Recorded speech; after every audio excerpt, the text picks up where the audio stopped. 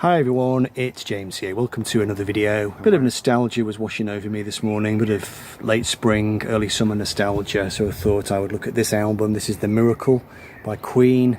This came out on the 22nd of May 1989, and I've got very clear memories of this record coming out. It came out the spring before I went away to uni. I went to uni in October of 1989, and I got this album when it first came out. I was just coming to the end of my A-levels at the time, and I seem to remember there was this big monumental change on the horizon for me, you know, leaving home for the first time. I think I knew at that point I was going away to Lancaster, so things were starting to drift into focus. And I remember that just one final summer at my parents' house, the last time I ever lived there properly, and buying this album from, I think it was, I might have bought it from Our Price in Wrexham. One memory that I have of it, which I think is quite telling, is there was a guy that I knew at sixth form college, and he was more of a friend rather than a friend, somebody that I kind of knew casually. I knew he was a Queen fan, and I remember him coming up to me in the street really excitedly to say that he'd heard I Want It All on the radio. And you know, this was the 1980s, and Queen had had a successful 1980s, but they had drifted away from the hard rock sound that they were famous for in the 1970s. You know, the decade started really with, well, they did The Game at the start of the 80s, which was their first sort of pop, real true foray into pop music, I suppose. But then it all went a bit hot space. Then they did The Works, which had some rocky moments on it, but it had Radio Gaga on it, and I think there was still this perception that they turned into this MTV pop band. And there was this sort of weight of expectation that when they came back for this album in 1989, that they were going to return to this rock sound. I'm not sure what that was rooted in, whether there was word on the fan community that they decided to go back to their roots a little bit, but I remember this guy coming up to me in the street really excitedly and saying, I've just heard the new Queen single on the radio, or the new Queen song. I'm not sure if it was a single at that point. And he described it to me on a blow-by-blow basis. He said, you know, there's a really good bit of guitar at the beginning, and then there's a verse, and then there's another bit of guitar, and then there's a chorus, and then there's a guitar solo, and this emphasis on the guitar. You know, there's guitar on this record. Because Brian May, I think, he had taken more of a back step in some ways over recent years. There was this sort of feeling that, yeah, Brian's got his mojo back. There's going to be some guitar on this album. And then I remember going into W.H. Smith's, it might have been a few days later, and hearing the song The Invisible Man playing in Smith's, because back in those days, Smith's, which was a newsagent, is a newsagent, used to sell records. And I went in there and I heard this track, The Invisible Man, which is not really a heavy rock song. It's got a bit of a blistering Brian May guitar solo on it, albeit not. It's not produced like a heavy metal heavy guitar solo. It's got a bit of a strange compression on it, but it's The Invisible Man is very much a kind of 1980s Roger Taylor pop song, really. And I heard this song playing in Smith, and I thought to myself, yeah, I'm not sure Queen are gonna be going straight back into the heart of rock and roll for this album. We'll have to see. But I got it anyway, of course I did. You know, been a Queen fan since the age of 6, really, since 1977. And there was this great sense at the time, I think, of Queen being this... They turned into this great bunch of survivors, really. You know, they'd done Live Aid, they'd done the huge Live Magic tour of Europe, and, you know... A few things had happened behind the scenes that we weren't necessarily aware of. The big one, of course, being that Freddie had his AIDS diagnosis, but he was keeping it secret at the time. But he'd appeared on TV a couple of times, looking a bit pale and pasty and thin, and there was there were rumours flying around the industry that he wasn't so well.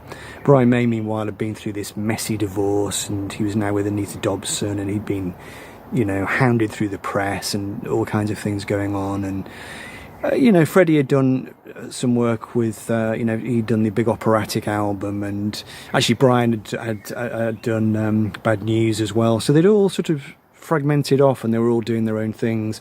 And then they came back to do this album, which turned out to be the penultimate album.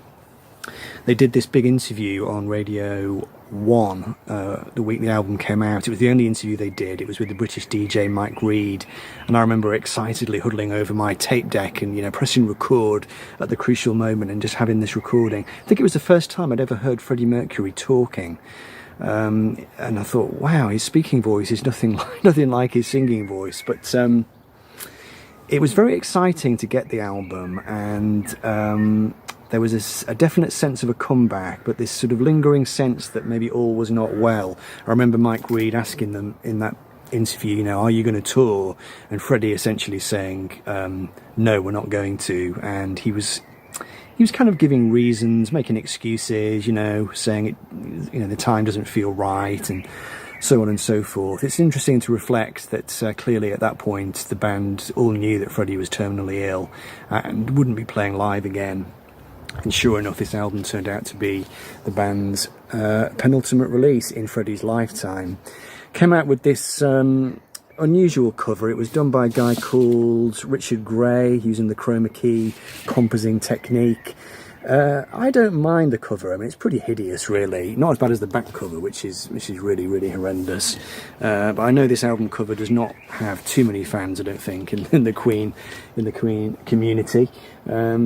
Nice picture on the back of the guys, and you can see Freddie there. He doesn't look too bad, but he was going to go downhill quite sharply after this record, and who can forget his skeletal gaunt appearance on the song These Are the Days of Our Lives, which came from the next album, Innuendo.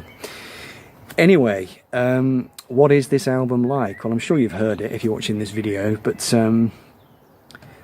I like this album. I do like this record. It's got a bit of a thin sound to it. At this point, they parted company with Reinhold Mack at Munich Land. He'd engineered The Game and Flash Gordon and The Works, and I think at least part of A Kind of Magic. They were now just working with Dave Richards, and the sound has lost a bit of the bottom end, a bit of the meatiness. There's a bit of a thin sound. The thing that really makes this album fall down sonically, I think, is just how many presets they use. It's quite ironic, all those albums in the 1970s where they were, you know, Queen, don't use synthesizers, no synths on this album.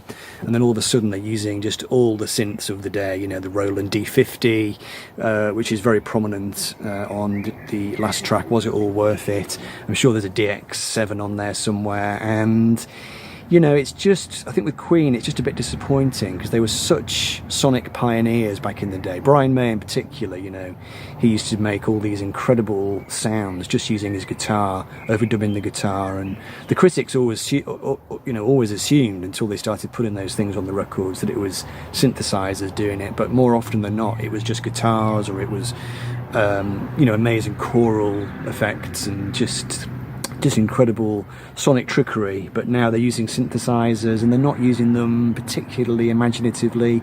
It's all a bit preset-y, but I still think it's an enjoyable album. It's an album which I'm immensely fond of. I've got personal reasons for enjoying it, but I do remember getting it at the time and playing it a lot. You know, playing it over and over and over again. I think I enjoyed it at the time. You know, I was 16 at the time. Great to have Queen back again. And, you know, I think there's some strong material on here. Yes, it's not up there with Sheer Heart Attack and Night at the Opera, clearly, but I think it's still got quite a lot to recommend it. One interesting thing about the record, it was the first time that they had ever pitched in all in with the songwriting credits. So everything was credited just to Queen as opposed to individual band members, and that's something that was probably overdue, really. I think Queen had a lot of problems over the years, arguments in the studio as to who'd written what, and, you know, because of the royalties, obviously. But on this album they did, everybody pitched in. It's come to light in recent years who wrote what. You know, the album starts with Party, which I think is a great track. It's got this sort of, you know, heavy, propulsive, percussive thing. And this one was written by Mercury, May and Deacon, really, just coming out of a jam session. And like quite a lot of the rest of the songs on this album, it's funny, you can imagine it being done live. It's quite interesting that the record it's a studio album and they never intended to tour it. And yet most of the tracks on the record, when I hear it, I can imagine it being done live. You can almost see Freddie bursting onto the stage with the track Party, and it segues into Khashoggi's Ship, which was co-written by all four of them, and that's a great rock song. It was written about a night they'd had on the yacht of a billionaire called Adnan Khashoggi, and I think they'd all had a bit of a good time, shall we say. And the segue works brilliantly. I think it's a great, strong opening to the album. I think maybe stronger than A Kind of Magic, which begins with one vision and A Kind of Magic. It seems more cohesive somehow. And then it moves on to The Miracle, which was a Mercury Deacon song. And this song is a little bit cheesy. It's a little bit naff. It's Queen in absolute sort of sunny pop music mould, really. But it's a very, very complex piece. Lots of interlocking parts, lots of very clever arrangements, good playing, a really nice melody. I quite like the way it's episodic. It kind of moves through these different movements. A very memorable video, of course, in which they got children to play the part of the band before the band actually came onto the stage themselves. I think it's a really nice song. It's not Lap of the Gods, but I think it's enjoyable. I Want It All, a Brian May rock song, a bit meat and potatoes, really. It's the same chord progression all the way through. It's the same chords in the verse and the choruses. I think even in the guitar solo, exactly the same chords. Written, I think it was inspired by a phrase that Anita Dobson used to say, I want it all and I want it now, and Brian turned it into this rock epic. I think it sort of was what Queen fans wanted to hear at the time. I think it is the big show-stopping Brian May moment on the album, a bit like Hammer to Fall on The Work. Brian always had to have his big rock moment. It's enjoyable. It's okay. The Invisible Man, which I've mentioned already, it's a bit of a kind of electro funky kind of song with a bit of a rock edge to it. That's written by Roger, and there's a demo version of it sung by Roger, which is quite interesting to hear. What I like about this song is the way that they all get introduced. Brian May, Roger Taylor. It's good-natured, it's fun, it's a fun track, and I think it's lyrically quite funny. It's got a bit of a preset thing going on which slightly spoils it, but it's still good fun. Turning over the record, you get to Breakthrough, which was one of the many singles from this record. This one was basically a Roger Taylor song, quite a fast, hard-driving pop rock song, really, in the old Queen style, with a bit of a synth bass part, which was played by the producer Dave Richards. But it has this lovely piece at the start of it. It's a Freddie song called When Love Breaks Up, and that was originally meant to be an entire song. There's a demo version of it, I think, on one of the releases of The Miracle. But it's just, I think that piece is really impressive. It sounds like the Queen of old, really, this amazing vista of vocal harmonies, and then it goes into this really snappy kind of pop song. I think it works really well. Again, another good fun video with this one, with them all on the train. Good fun.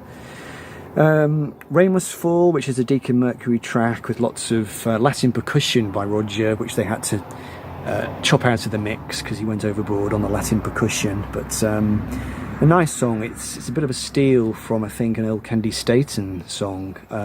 It's a bit generic, it's a bit pop rock generic, but I quite like it. I don't mind it. Scandal by Brian May, which was a bit of a self-confession, really, the stuff that he'd been going through with Anita Dobson and his marriage falling apart and the press hounding him. And I think it's a song that Brian was quite fond of. A well-written song, it's solid, it's got a good melody, good musicianship, nothing wrong with it at all, I don't think. It's not a sort of first top-drawer, Queen epic, but I think it's got something going for it. My Baby Does Me by Mercury Deacon is in that great Mercury Deacon tradition, those kind of pop soul songs, think of Cool Cat on Hot Space. It's just got that kind of chilled out vibe to it, very nice, very poppy. And then the album finishes with Was It All Worth It, which is a Freddie Mercury song. I suspect it was a song that was designed to be the final Queen song ever, in the way it looks back on their career, and he asks the question, was it all worth it? As it happened, of course, Queen went on to do another album after this, so it turned out not to be the last hurrah after all. But I think it's quite a good Queen rocker. It's quite crunchy. It's got a nice, well, I say nice, it's got a well-written orchestral section in the middle, which would have been a lot better had they actually used an actual orchestra. Sounds a bit synthy, a bit presetty, and it's got the Roland D50 at the end of it, that sort of tinkling bell sound on the keyboard, which badly dates it, really. The sound of those 80s digital keyboards, they're just very generic sounding, and I suppose that is the main accusation against this record. Quite a thin sound. Bus. You know, too many presets, not enough sonic innovation going on. I think that was the problem with Queen at this stage in their career. But one thing I will say about it, given how poorly he was at this stage, Freddie does an amazing job with the vocals. Apparently there was no Speed involved. He hit some really astonishing high notes. I think his best vocal performance on the record is at the start of Breakthrough, just at the start of that interlude, that When Love Breaks Up, you know, really majestic sounding. You know, he wasn't on peak performance, but I think he did do some extraordinary singing at the end of his life. And he had one more album still to come in his lifetime, and I think that album also had some astonishing vocal stuff on it. I think Freddie really went to town, or really poured his heart into this record. It actually makes it quite moving, you know, despite the fact that, yeah, okay, it's not like classic Queen, but I think there is something quite moving about it. Quite a few extra tracks and things that didn't end up on the record. B-side, you've got Hang On In There, which is the B-side of I Want It All, which is okay. Stealin', which is a bit of a generic bluesy track by Freddie, which is the B-side of Breakthrough. My Life Has Been Saved, which was the B-side to Scandal. That was a John Deacon song, and that's okay. The standout of the bunch is Hijack My Heart, which was a Roger Taylor song, B-side of The Invisible Man, and that probably should have gone on the album, really. You know, as the previous few albums, Roger and Brian had stopped taking lead vocals. It would have been nice to have had a Roger song on the record, but I can see why they did it. I mean, there are some vocals from Brian and Roger on this album. Roger does a bit of vocals on The Invisible Man. Brian takes a turn on I Want It All, but long gone are the days when they used to have a song each on the album, or even two songs each, you know. But I can see why they did that. They wanted to get as much out of Freddie as they could while he was still there. So anyway, #1 album, I think, in the UK. Didn't do too great in the States. I think it got maybe top 30, but of course by this point Queen's career in the States had nosedived a little bit for various reasons. But it's a record I'm just really, really fond of. It always reminds me of that spring and summer of 1989, and it's just one of those records that I will carry with me, really. So I hope you enjoyed that. Leave me some thoughts on Queen, The Miracle, and I'll see you next time. Take care. Bye for now.